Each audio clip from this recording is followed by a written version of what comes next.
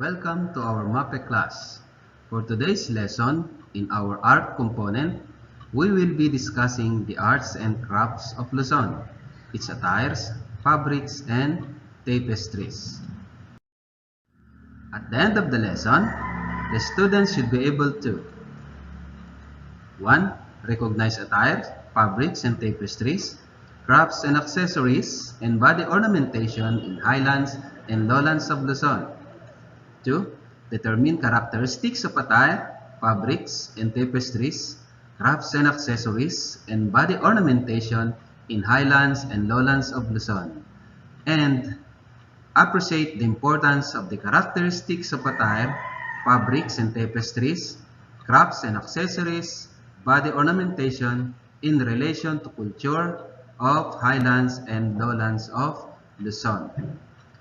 Before we further discuss our new lesson, please get a piece of pad paper and ball pen and try to compare these two textiles.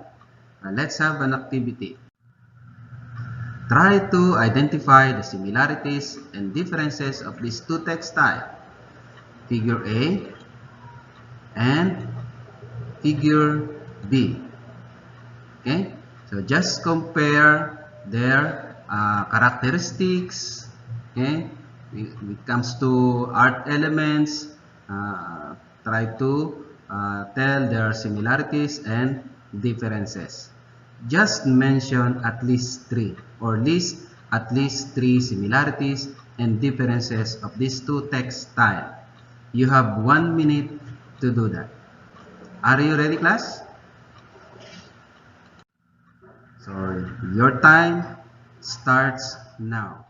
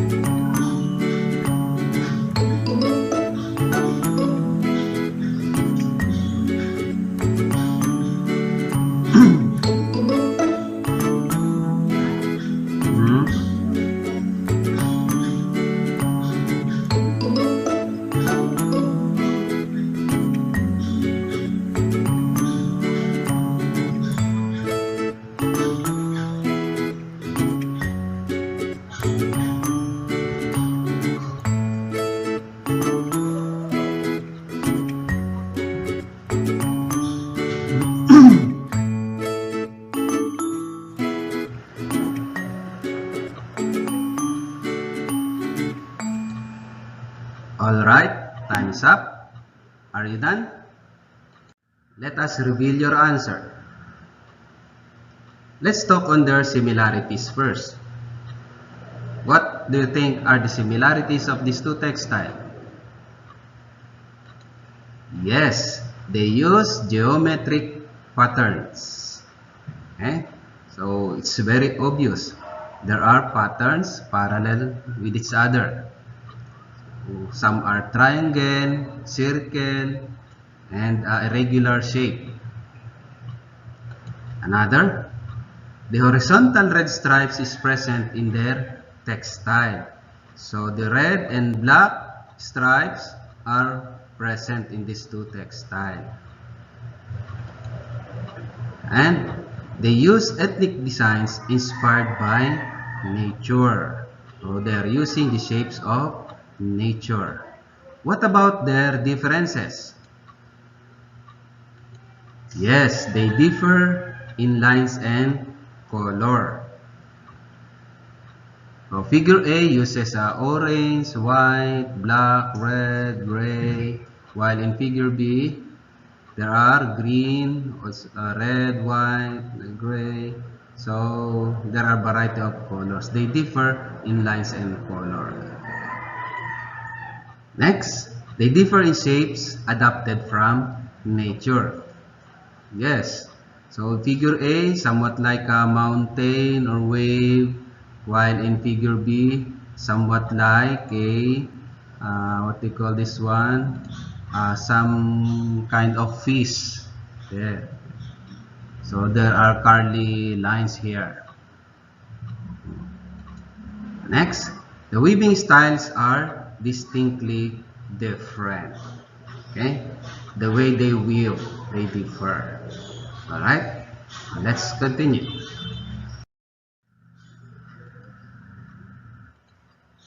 Let's talk on the textile, which are the attires, fabrics, and tapestries. We have the Inabel fabric in Ilocos. How does it look like? So there are geometric designs of Inabel fabric.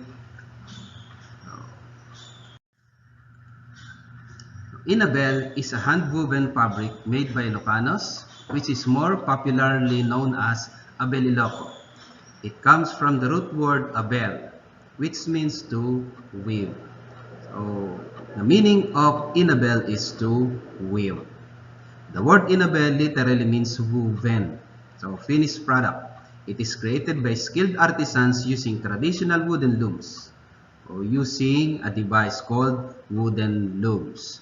It comes with different patterns inspired by nature. One of the most recognizable patterns of Inabel is binakol, also known as binakel or binakol. Binakol meaning twill. It can be easily recognized by its interlock, geometric patterns which represent the waves of the sea that protects people from malevolent spirits. We have the kain. This is the kain. Kain is the basic dress for women of Cordillera region. It is a type of wrap-around skirt or tapis, this one. Characterized by horizontal stripes bordered by decorated panels along the joints and edges. Uses bright colors, especially fiery red, so there is red again, and embroidered with beads and shells. Some kain use other colors, yellow, white, black, and green, which signify the color of things in nature. We have the kadangyan. How does it look like? There. The kadangyan is a burial cloth for the rich people of Mountain Province. So this garment is for the rich people only. It is a Cordilleran term which literally means rich. In earlier days, only the grandmothers were allowed to weave burial clothes or the kadangyan. But now, any able weaver is allowed to weave burial cloths for the dead. So again, kadangyan cloth is for the rich people only. The less privileged people are not allowed to use the burial cloth. Next is fabric of bontok. Here. The hand-woven fabrics of bontok are characterized by different geometric shapes. So again, geometric shapes and different shapes of things from nature. So they are inspired by the shapes of nature. And this is called the sinusiwan. Sinusiwan is the bontok's blanket and clothing. Wanes and lupid and ginaspala wanes. What are wanes? So here. So wanes and lupids are costumes of Igorot from Mountain Province. Okay? Wanes is a long strips of hand-woven loincloth or bahag. So for men, they are called wanes. For women, this is called lupid. Mind you, class, the people of Mountain Province, they are called Cordilleran. So the people of Cordillera, the right term for them is Cordilleran, not Igorot. Okay? So again, these clothes mirror the personality of every Cordilleran and reflect their culture and tradition. Example, religious practices and rituals. Again, so the textile or the garment for men are wanes and the textile for women are lupit. The Diwanes. The Ganaspaluanes is a belt worn by married women of Bontoc and Kankanay that has enamel designs composed of continuous zigzag pattern. We have the Bakwat. How does it look like? Here, a belt-like garment. Bakwat is a belt used by mothers after giving birth. It is a design with white beads as accents and patterns of rivers and mountains with beadworks on the central portion of the cloth. It is made by Gadang weavers of Nueva Vizcaya.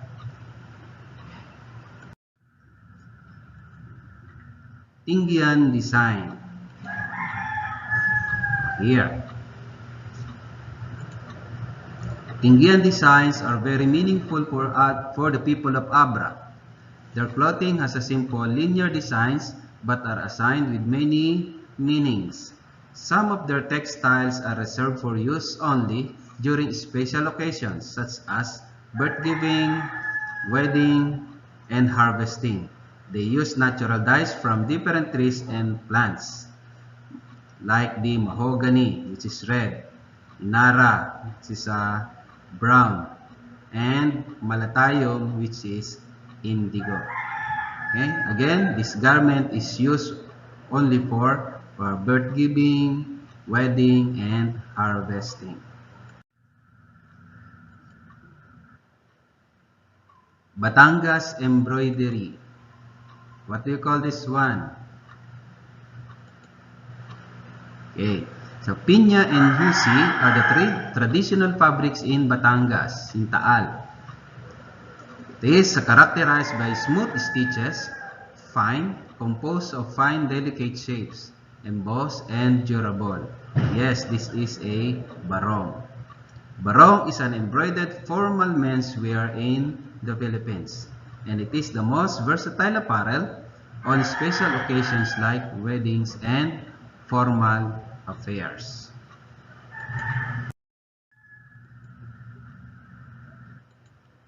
Let's go to their crops. What are their products? We have the burnay. How does it look like? Yes, it's a kind of jar. Burnay, locally known as tapayan or banga. It is an earthenware jar crafted by skillful potters. It is made by a gray, clay, and fine sand. Burnay is commonly used for storage of water, grains, fermented fish, or bagoong.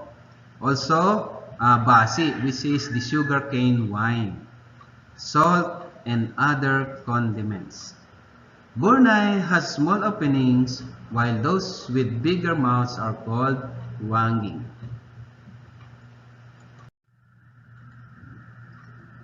We have the buri mat, banig in Tagalog. Buri mat is the smoothie woven mat from Bolinao that is made of dried leaves of palm, buri, rapia, and buntal, dyed and woven.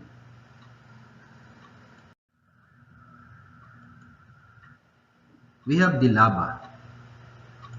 What are laba? Oh, this one. Laba is a bowl-shaped coil basket of kalinga that is made from finely split rattan and nito vine. It is used for carrying or storing rice or vegetable. So this is the, again, laba.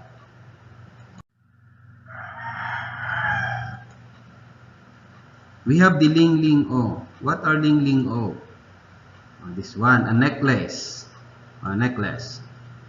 The Lingling O or dinumog is a common ancient artifact symbolizing fertility, prosperity, and love found in the Ifugao, Bontoc, and other Cordillera regions of the northern Philippines.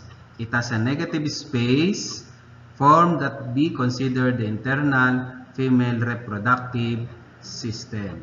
Here, the womb and the birth canal. This fertility symbol captures the feminine essence that nurtures life within itself and gives birth to it. Some other Cordilleran, they call it an amulet.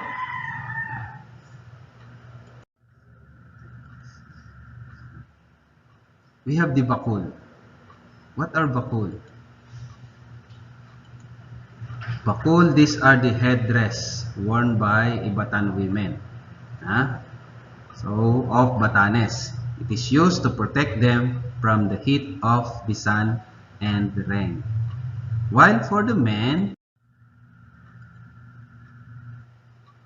they use vest. Vests are worn by Batan men farmer. Bakul for women. Vests for men. Bakul and vests are made from the leaves of buyabuy, a tree endemic to only in Batanes. We have the synchaban. So the synchaban of Bulacan is the art of creating an entrance arch and other decorative materials made mainly from bamboo. These are the design made from bamboo strip, and they call it synchaban.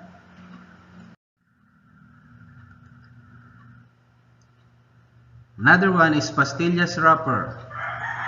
The wrapper has a design. Pastillas of Bulacan is different from other pastillas in the country.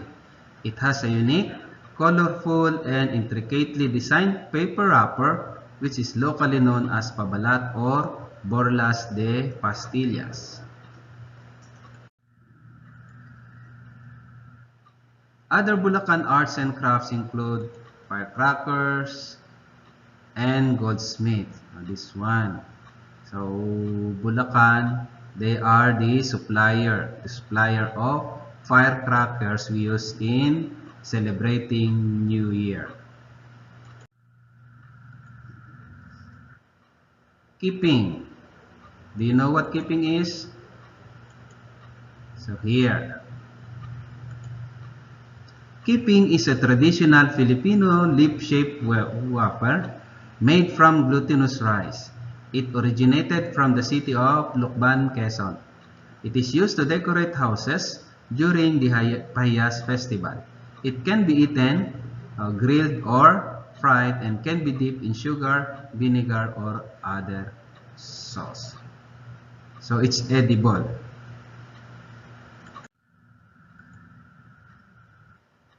Giant lantern. Where can you find a giant lantern? Where does it originated? Here. Giant lanterns sa Pampanga are known for the special features. Before, giant lanterns sa Pampanga uses papel de hapon for coverings, but then innovated by using colored plastics as material for covering. In today's ages, Pampangueños use fiberglass and homemade paper for their lanterns. Every lantern has illuminated dancing lights that follow the beat of the music and are controlled by a rotor. Lanterns also come in different design and geometric pattern. On the other hand, giant lanterns are created using steel frames and other locally available materials.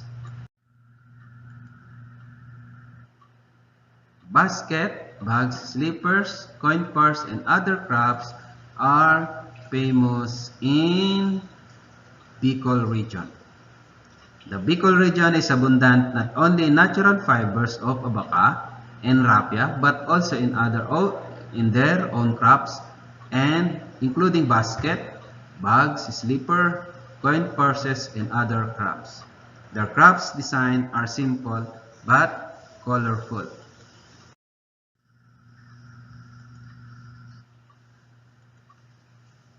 Let's go to their accessories and body ornamentation. What are the design? we have the tattoo or batok. The famous tattoo artist is Apo Wangod. Here.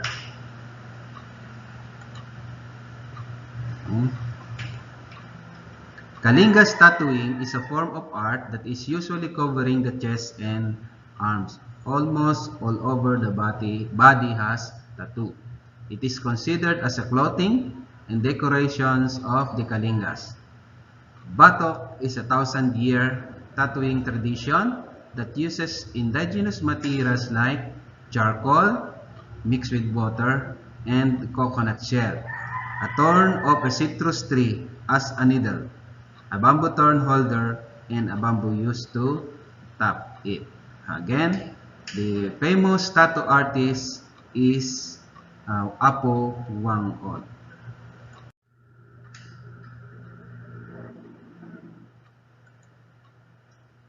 Tikabayan Mummies. In Mountain Province, the close examination here, of Tikabayan mummies revealed that they have body tattoos similar to patterns found in their textile.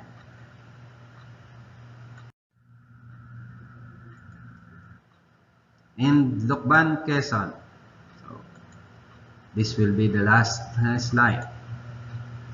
The festival is not complete without the colorful keeping, decors that are made from ground glutinous rice. These colored keepings are made possible by adding the desired color into the keeping mixture. So again, this is the keeping used in their the Pahiyas festival in Quezon.